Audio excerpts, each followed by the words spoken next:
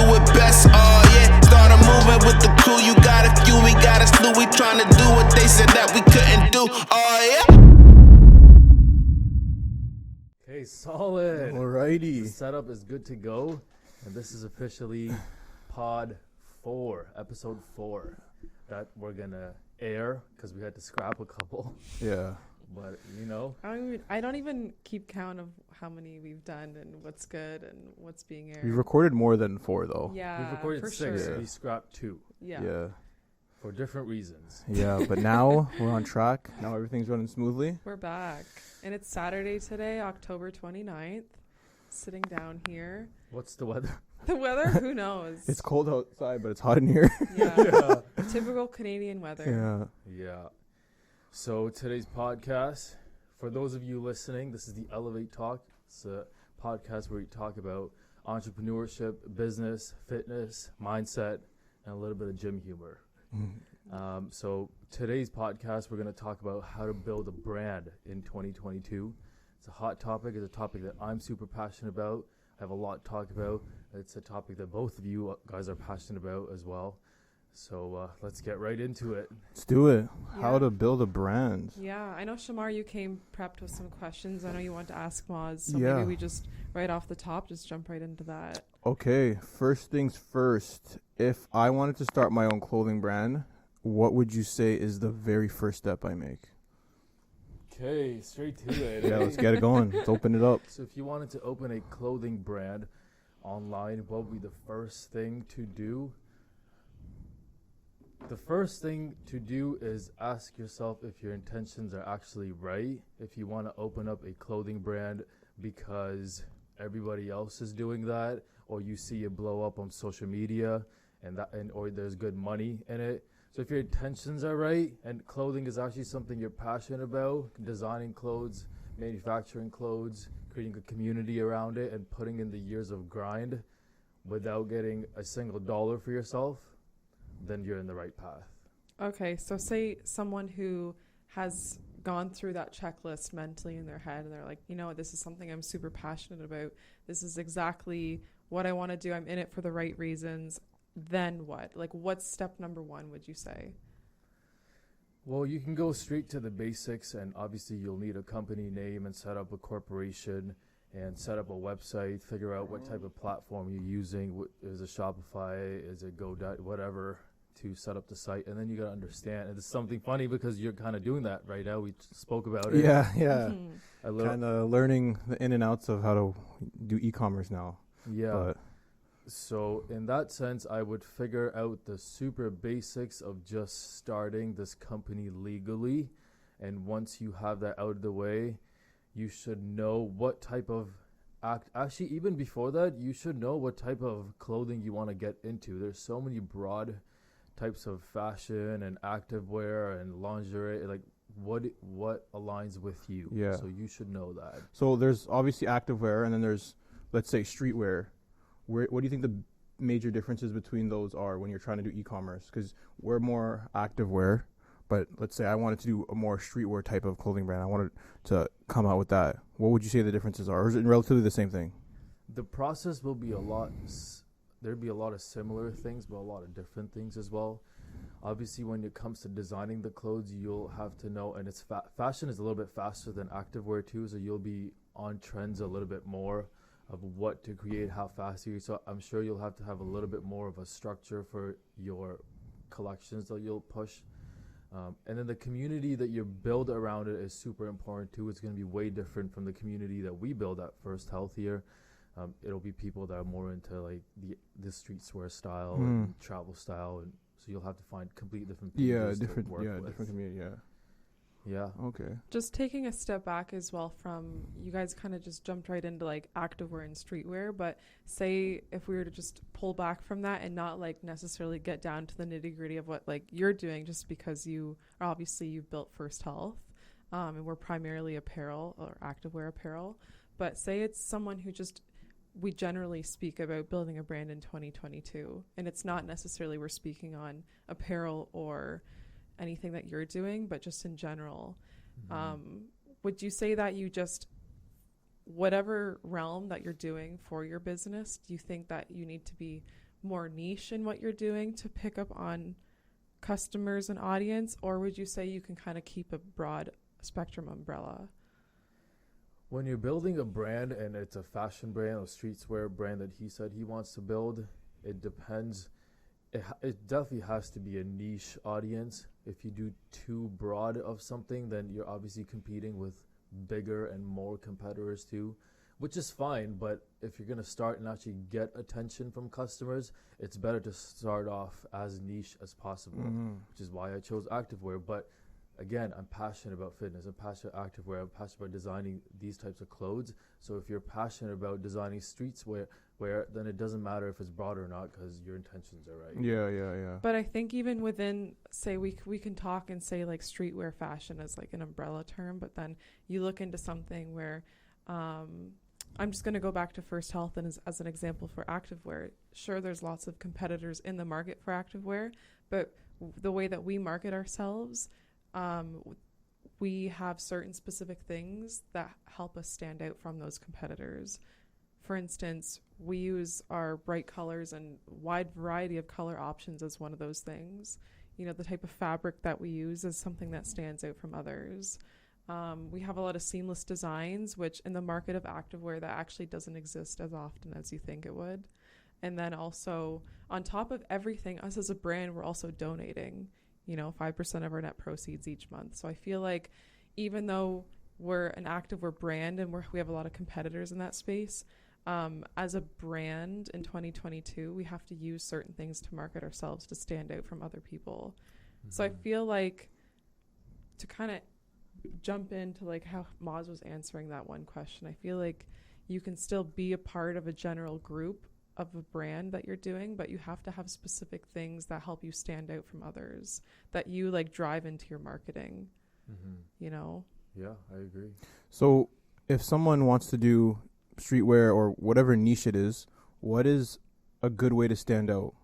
Or is that kind of subjective, depending on the niche, depending on So the vision going for the back brand? to how to start a brand in 2022, this is talking like we have a brand and then we separate ourselves.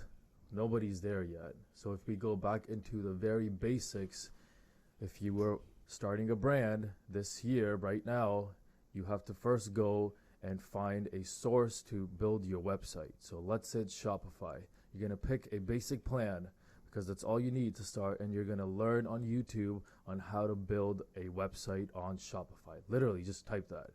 Watch 5, 8, 9, figure out your theme, figure out your brand fonts, figure out your brand colors, see what aligns with you, what could look good on apparel, what could look good on your website, how do you want things placed, and then you start building one by one. And once the website, 1, 2, 3 weeks later, you have the site, the first 14 days of Shopify are free. So you can literally test whatever, and usually you can build a site within those 14 days. And once it's there, you set up all of your, in those times, social channels. So TikTok, Instagram, YouTube,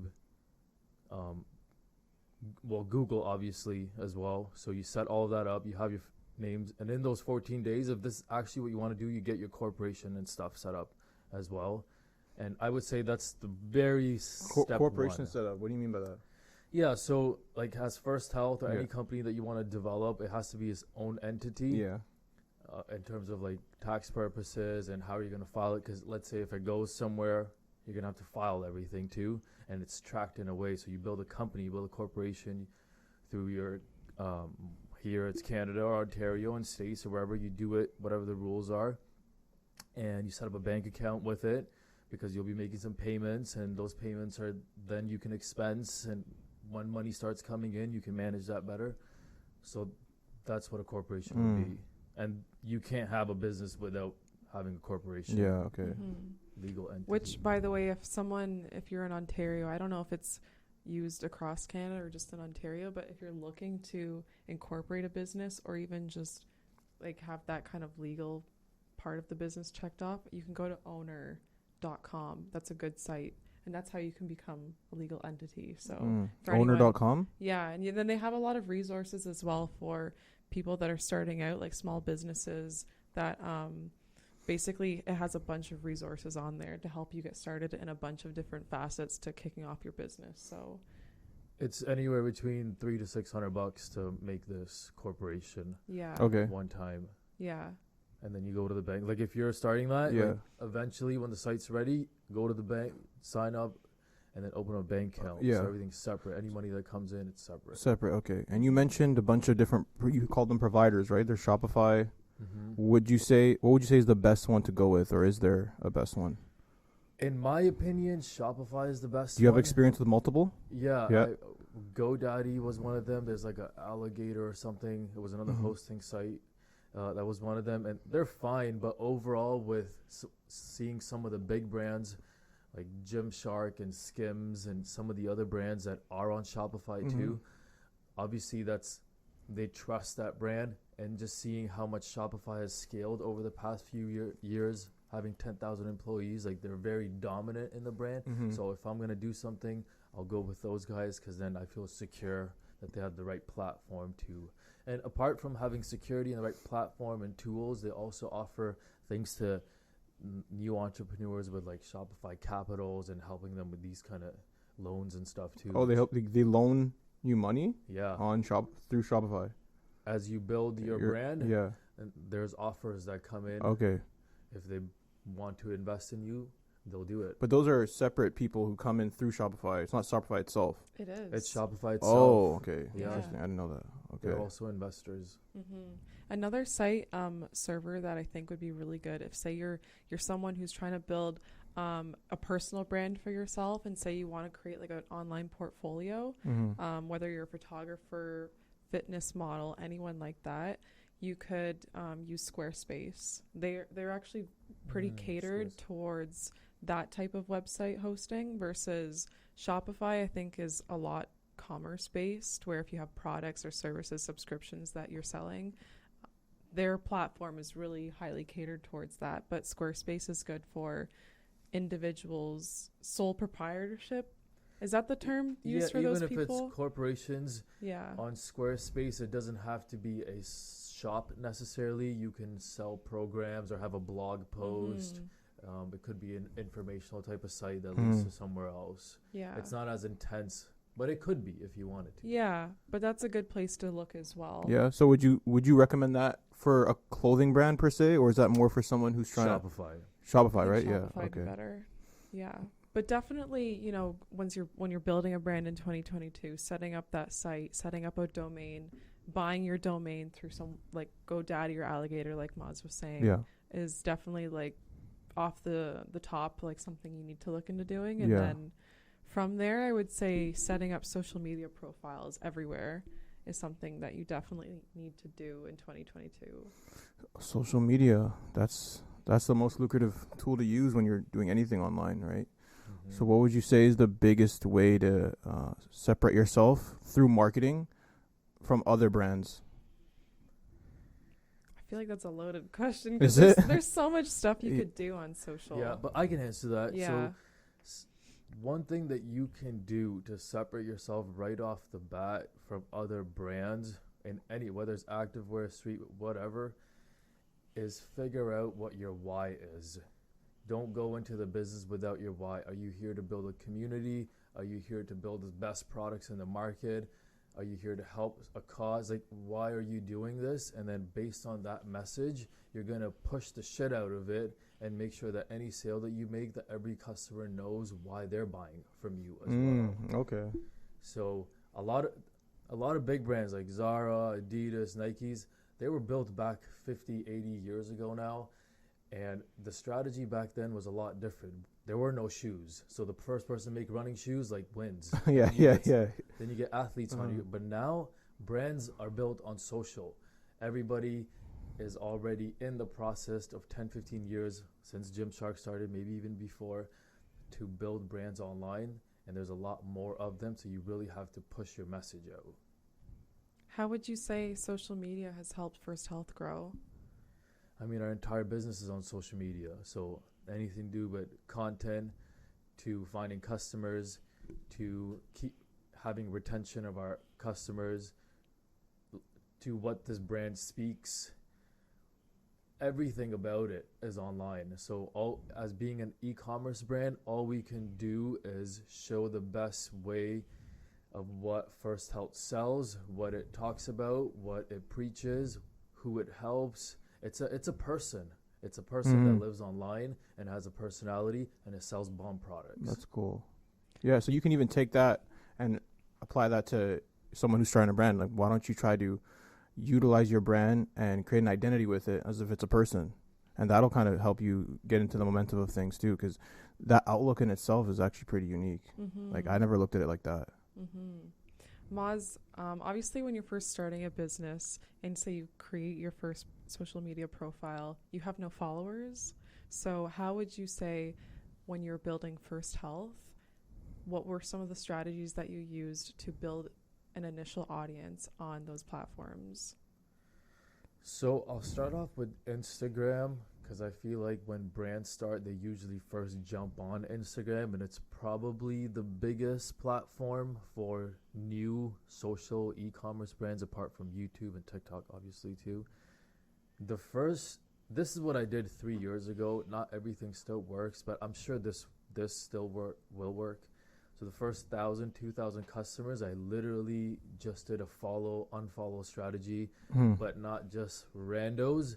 People, okay, before that, there were 9 to 16 posts up already on the pages as well. So when people come land on your page, they can stick by seeing we have some content and products to sell. So assuming that you have some sort of a profile, but no followers, you just go and engage with people in the fitness and fashion industry. You like their stuff, you comment, you show support, you just show support. You don't want anything in return right now. And you start to follow people in the business too, and some will follow back, and it'll be a grind. But once you get to a couple thousand, I think that will be a good base to then hop onto other strategies. And that's specifically for Instagram. It would work on TikTok too. I would say we did that. But now it's 2022. If you just push out the right content and something that we're preaching a lot these days, then the people will start to come in. So content is king. Yeah. So what was the biggest jump that we've experienced in terms of following? What was like the most significant you jump in the smallest amount of time? Was it 20K in 3 weeks? Was it 20K in a month? No, it's probably that's a big amount. It's probably like gaining 1,000 in a few days, type of thing. Yeah, it's definitely like not easy to gain followers. You can just buy followers and stuff, but to have an engaged, because they're not just followers, it's a community that you're building. So have an engaged community, that takes time. So you're gonna have to put the daily grinds of engaging with your community and pushing out content that your community likes and responds to. Giving value to your community, just content around that. That's how you're going to start to.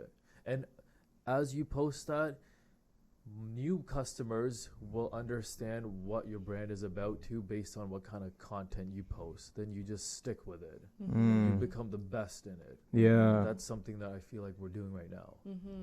And also, just to dial back slightly, when we first started, or you first started the First Health pages, a really good strategy once you had built up a few thousand followers was doing giveaways on the pages. So again, back to what you were saying, where it had nothing to do with you asking people for anything. You were just giving away opportunities for people to get gift cards or free product or whatever. And that was a good way to bring new audience in. And that did work. I do remember we did a giveaway back in February, and it was a Valentine's Day themed giveaway. We kind of started doing these themed giveaways just because we felt like people. That's cool. It was new types of content. It was fun and something different on the platform we hadn't really seen other brands do. So we started doing these giveaways.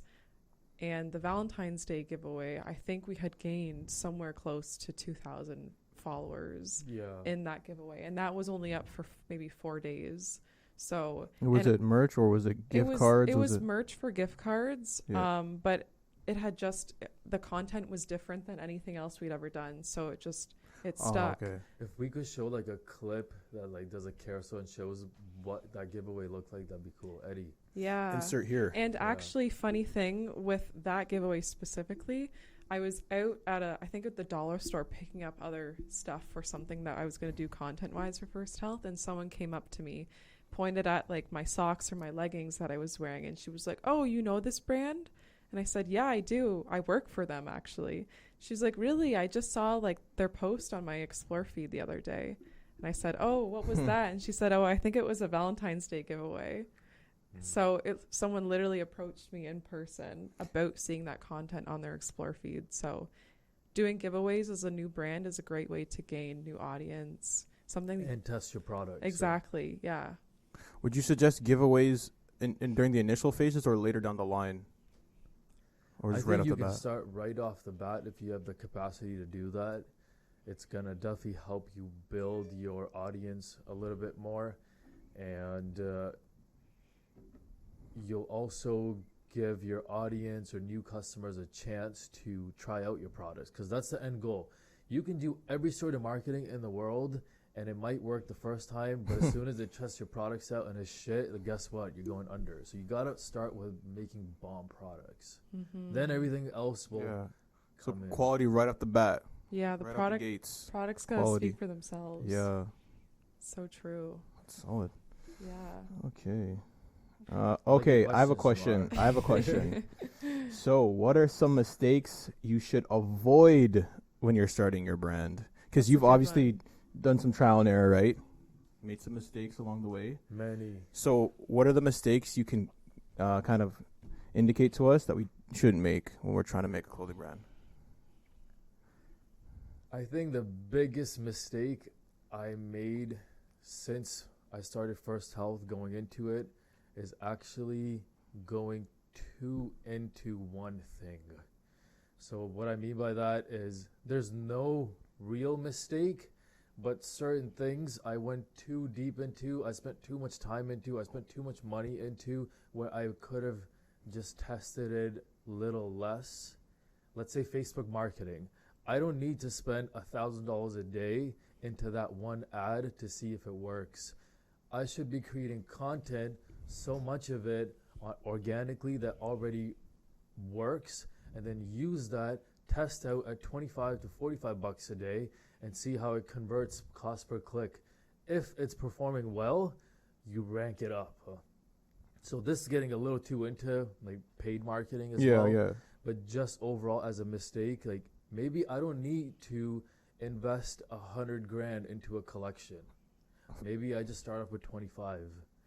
So if you're just starting out earlier, your early mistakes is probably not investing too much into one thing, your one basket.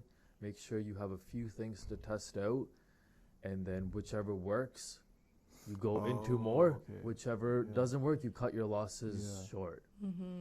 Okay, so you kind of pour into several different cups, and then with one cup that lands, and you can kind of pour more into that one. You can kind of gauge it that way versus just dumping it all into one and then just going hard and then kind of seeing if it works.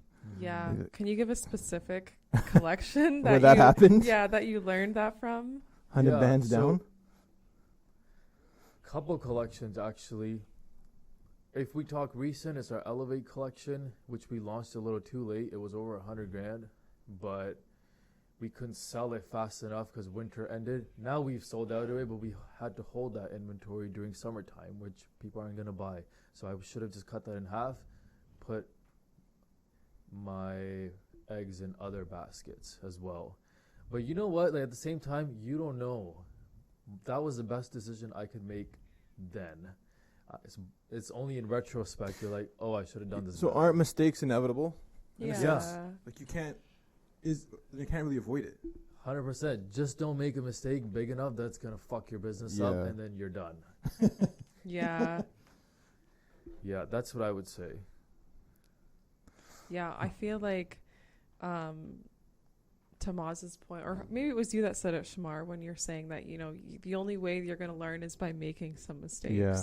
Like there's always going to be ways that you can improve. You look back in retrospect and think that could have been executed much Yeah. better. Falling forward. Yeah, falling forward is a good motto.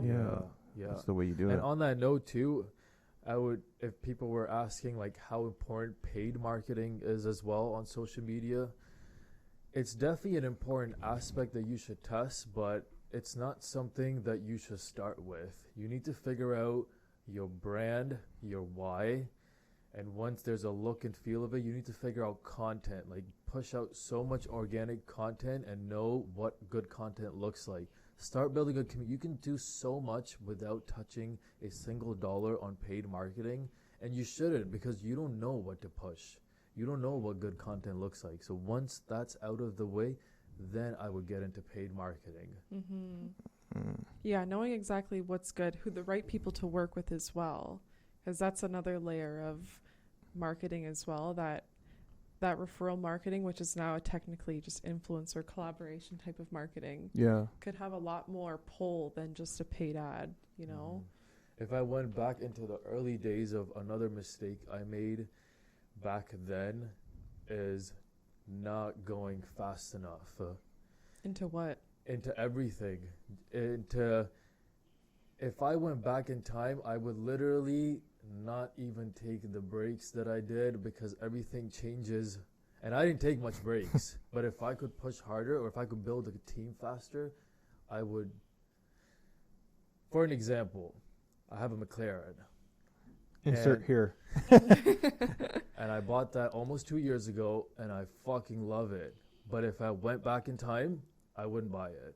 Really? I wouldn't buy. I don't care anymore. I just want to build this brand into the biggest, best fucking brand that pushes out the best products and best content and has the best community. That's it. That's all I care about. So people that started with me back then, whoever they are building a business, the guy, let's say Mr. Beast, he went this guy lives in his warehouse and he makes over 100 million a year. So it makes you think, why the fuck do I have a McLaren? Sure, I can afford it. Sure, it's fun. Yeah. Sure, it's this and that. But like, once you get to the point where you have fuck you money, I think that's where you can enjoy those kind of materialistic things. And again, this is subjective, because my fuck you money might be different from someone else's. So if that's your life, perfect. But for me, and for someone who's trying to build a brand, like, seriously, don't waste your money on stupid things. Just have a good life. Have one nice car, but you don't need two. You know, you don't have this and a supercar. Yeah. So I would go harder into First Health. I think you can still live within your means too. Like, you know, I feel like we were chatting about this the other day, where sometimes people that get money, something is obviously doing well in their life, they get money and they kind of get like a little stupid with their spending and what, you know, they need to be wearing and all that kind of stuff, the materialistic things. Yeah. And to add to that, I wouldn't say that I can't afford this car, because I'm still living within my means to own it. Like, it just parked half of the year. I don't even give a fuck. But the point is, if it's $3,000 a month and that down payment that you're spending and it's not serving you and your business anyway, so why is it there? Yeah. That's money that should be going into something else, marketing, content, another staff.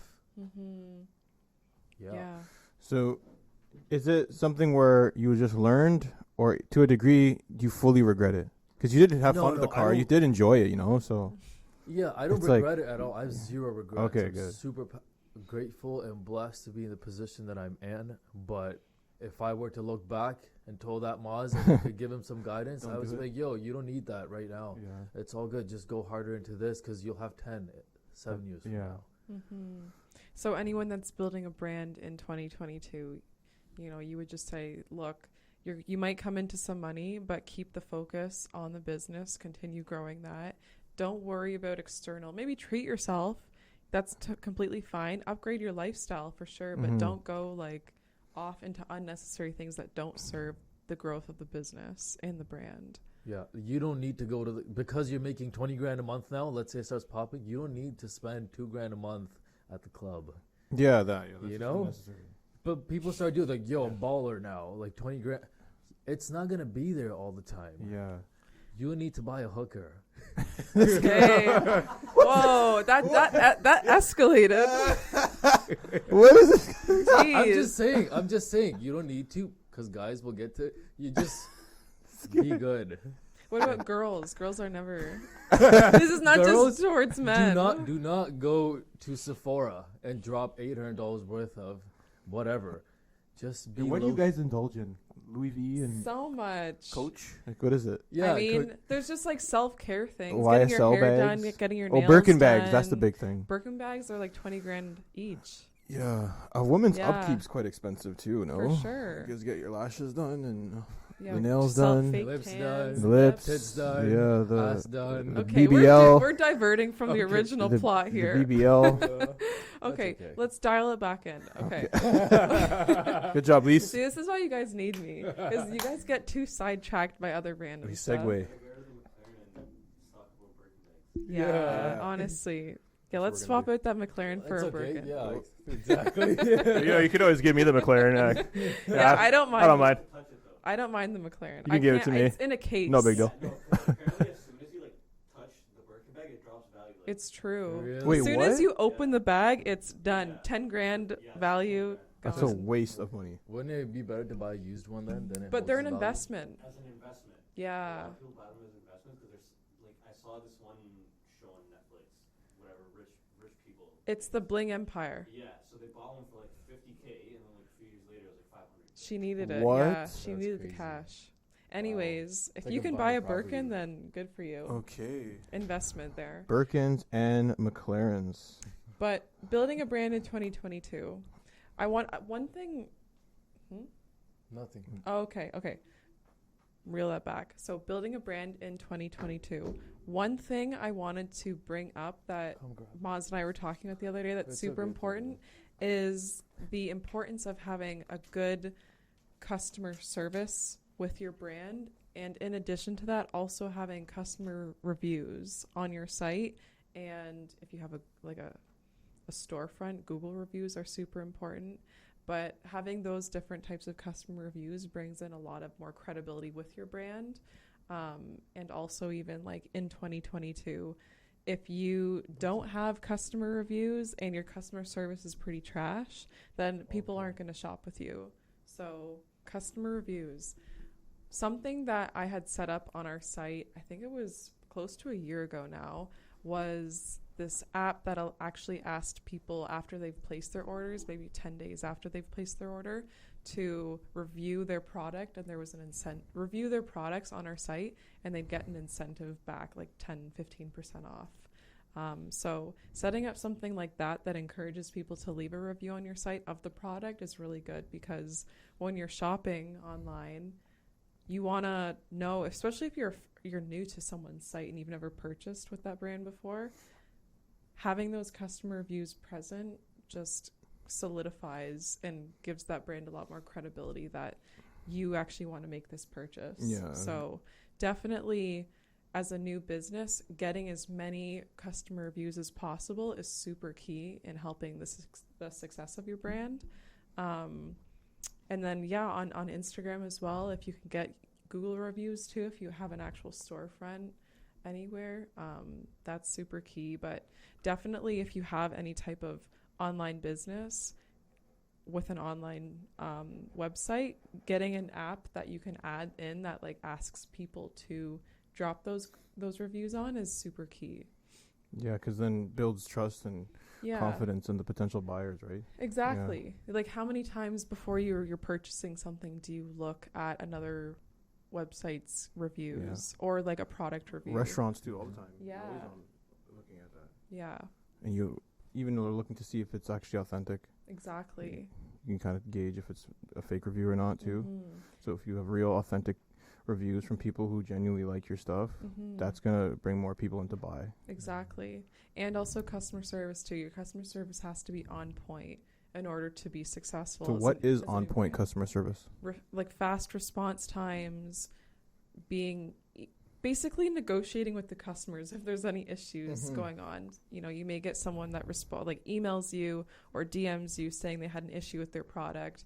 You kind of see what they have going on, what their situation is, and then try to give them the best response that's as fair as possible to them. Okay. Sometimes in certain cases you have to look out for yourself.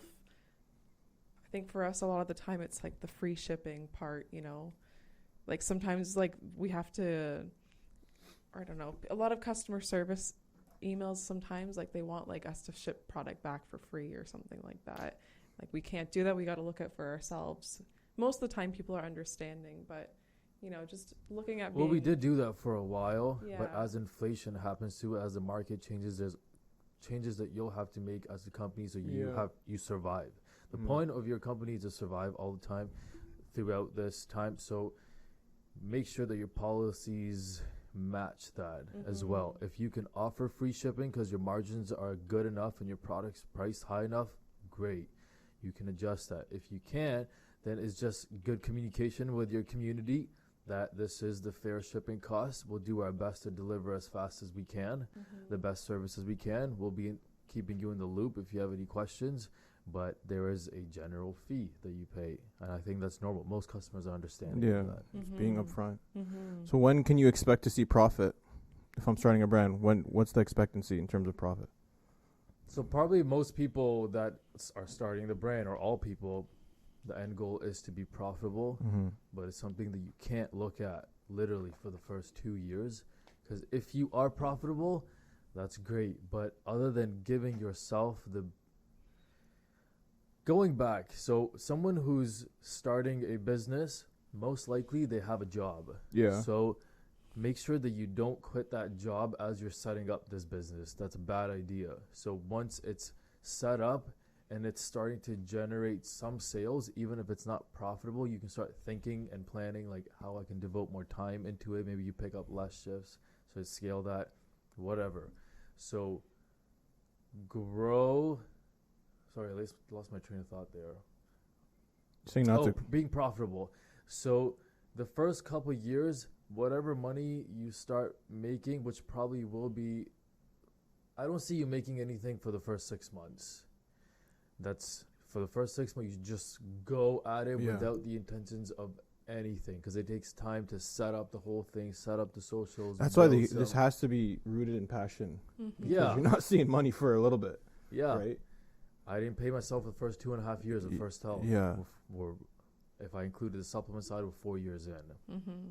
So if you're okay with that and you can survive for the first 2 doing other things, personal training, side jobs, whatever, then it'll work out. But most people don't. So that's probably 80% of people will cut out from that point because like 2.5 years of no pay, fuck I'm that. done. Yeah. I'm done. They go Yeah. 9 to 5, Netflix, sleep. So the other This guy always Dang. says Netflix. Yeah.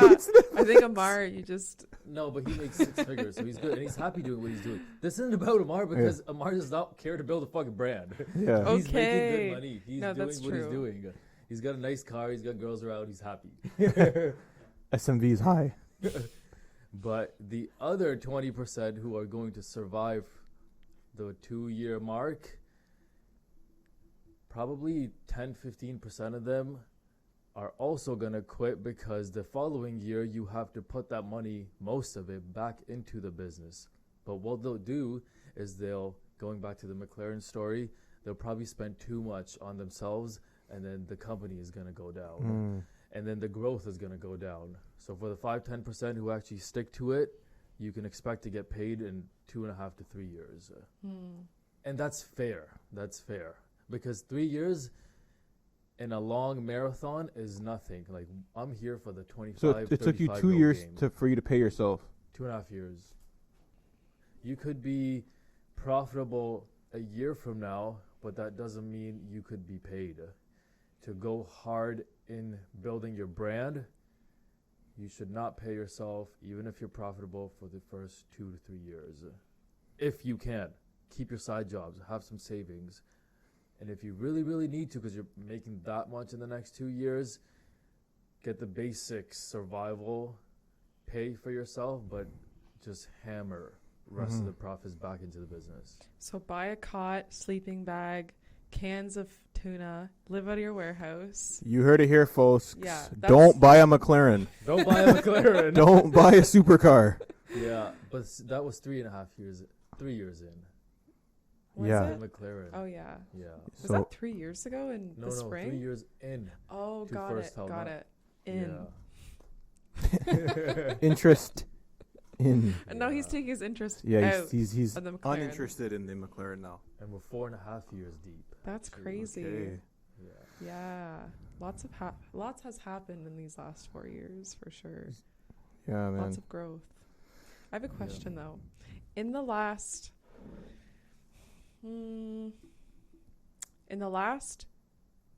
year, how many days have you taken off? One forceful day on my birthday. One forceful August day 11th last year. No, this year. this year. Yeah. So in all of 2022, you've taken one day off. Yeah.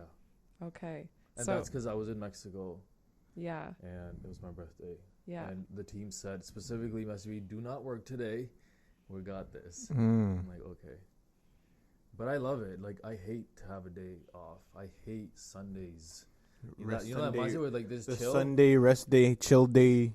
Yeah, like Yeah. I literally love the Monday mindset.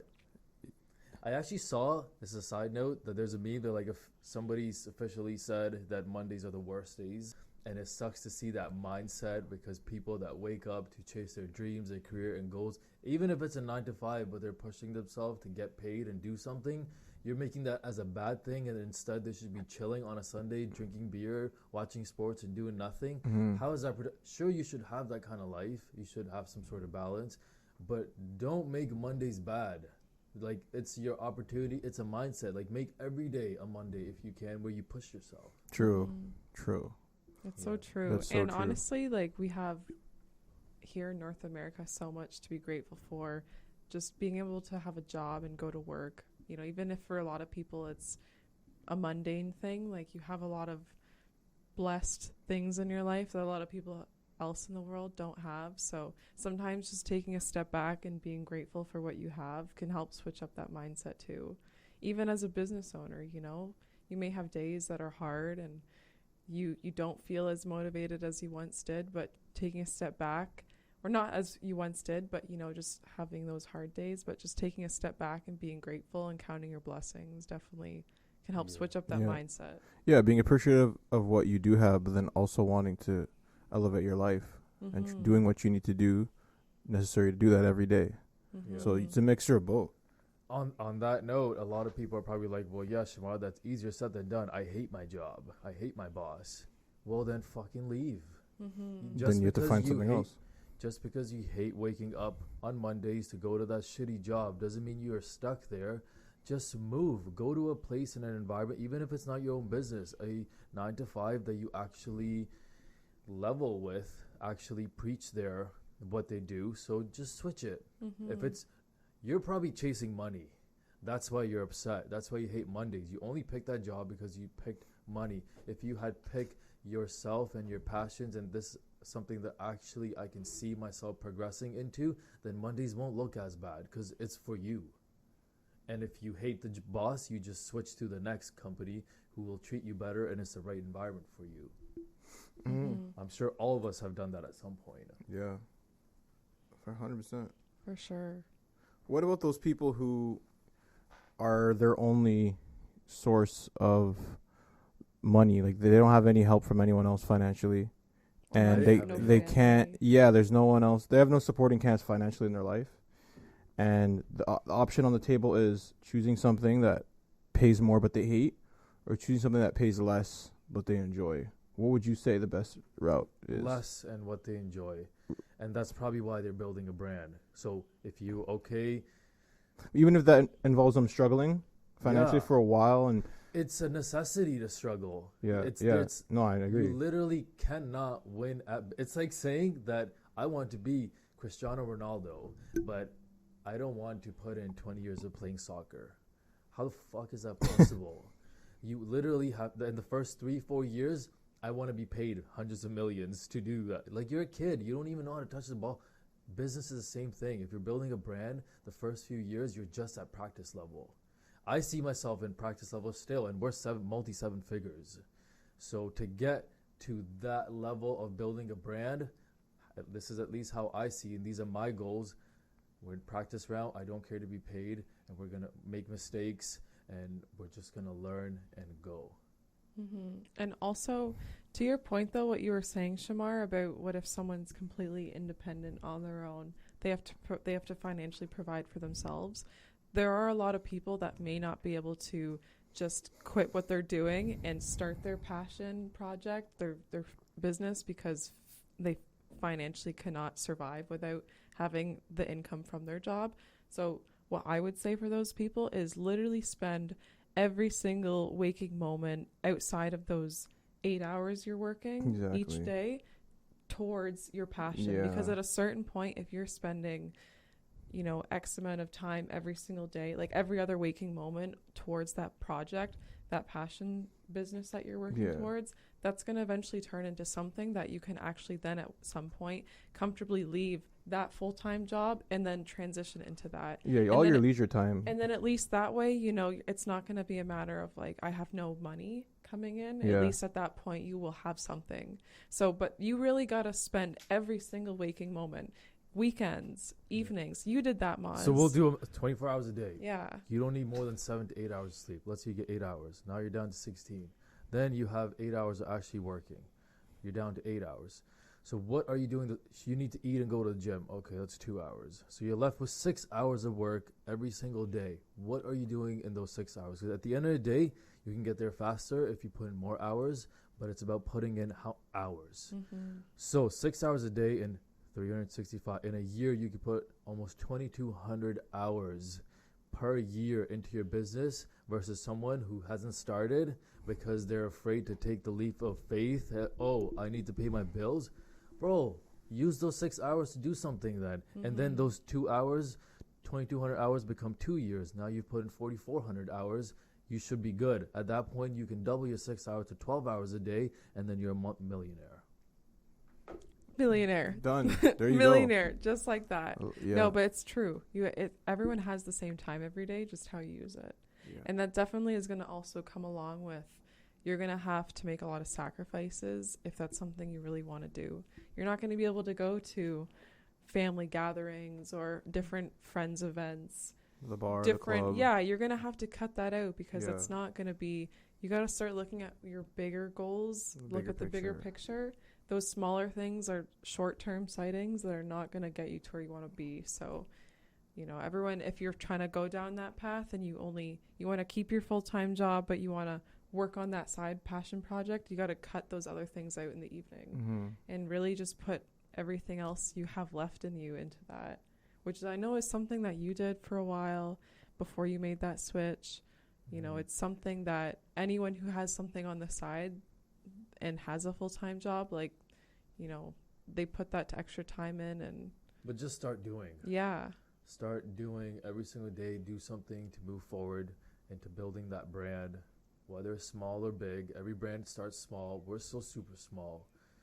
You just have to start, you know? Yeah. And on that note of building a brand as well, going back to intentions, your intentions of building the brand should be right, but also your intentions towards your customers and community should be right, and your athletes and your affiliates should be right. You can't fool anybody because karma is going to come back. It takes to build a solid community. People aren't stupid. They can see who's fake and who's real. So when you're building this brand, you'll have to build a community around it online, and social will blast everywhere if it's negative. So make sure that you're not pushing out any negative energy. Your intentions are good. It's to build the brand, the community, and the purpose behind it. It's not to make a quick buck and a quick sale, because that'll die out. When you're in your early 20s or you're just getting out of uni or college or even during, it's literally the best time to do this, which is build a brand, because you're probably living with your parents. You don't have much expenses. You have a car payment or you don't. And that's okay. Just use that time as a resource to literally push as much as you can into building this brand. You don't have a family. You don't have a wife. There's no expenses. The only expenses you can have is if you start creating expenses to buy stupid shit. So push 5, 8, 9 years into this. By the time you're 30, you're going to be set. And then Yeah. you can go into the next stages of your life. Yeah, that's- Definitely getting after it when you're young is key. like you were saying, you have less responsibilities, more freedom to be able to try something. Mm-hmm.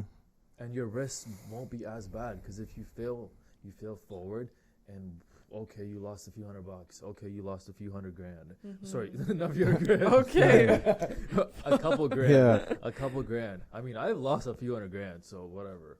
I'll leave that. Okay. What is Conversation for another Yeah, day. another podcast episode. How Maz lost a few $100,000. Yeah. I mean, I'll say it. It's moving into First Health. We opened up a retail store, which was kind of like a supplement store, the generic ones, and then have our own brand of supplements in there too. And then the thing hit 2 years ago, which was literally a few days before our grand opening, and it shut down the whole world. And supplements have an expiration. We've dumped in over $100,000 into this, so I had to figure out something, which is even why apparel is here, because we went e-commerce. But it's a mistake that as long as you can survive out of it, like whatever, sounds like So it is a lot of money. Initially, you had the supplement company, and then the lockdown happened before the grand opening. 3 days before, yeah. And then we had done so much marketing for that. We went and did so many demos. We collected so many emails. We did a lot of report people coming in and out. We had 20, 30 people a day coming in, just walking into the store before all this. We even sold anything. And then COVID happened and it shut everything down. yeah. And So was there merch before? there was wa- merch. But it was like the supplement merch. It wasn't activewear. No, you There- did. You had like 3 leggings, right?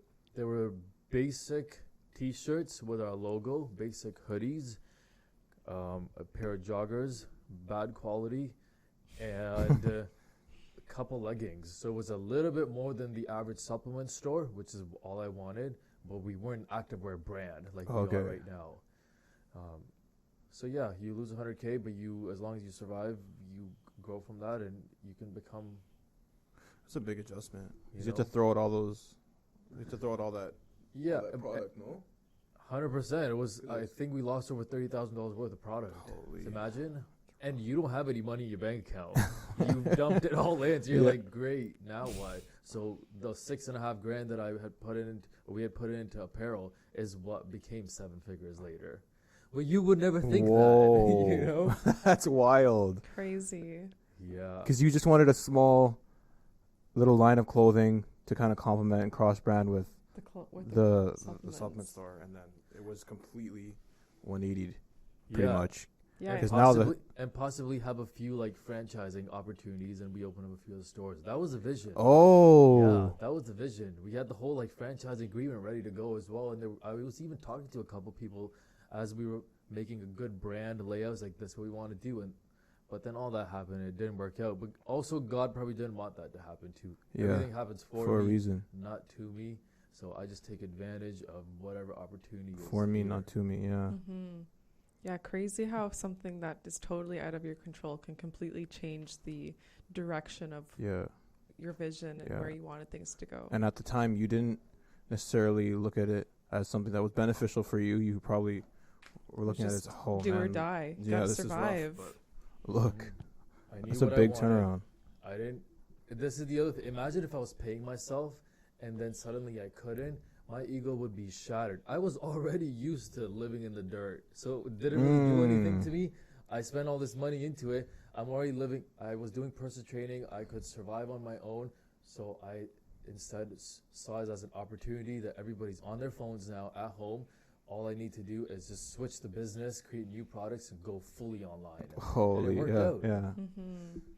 Yeah, it's so true. And you know what? Even to that point, like, I feel like we were talking with this the other day about how people's purchasing and buying behavior was so different in 2020 or 2020 and 2021 versus in 2022. And it's really challenged you as the owner and leader of this business to really pivot how people's purchasing behavior was different then, and you really capitalized on that opportunity in a way that you didn't even realize until afterwards.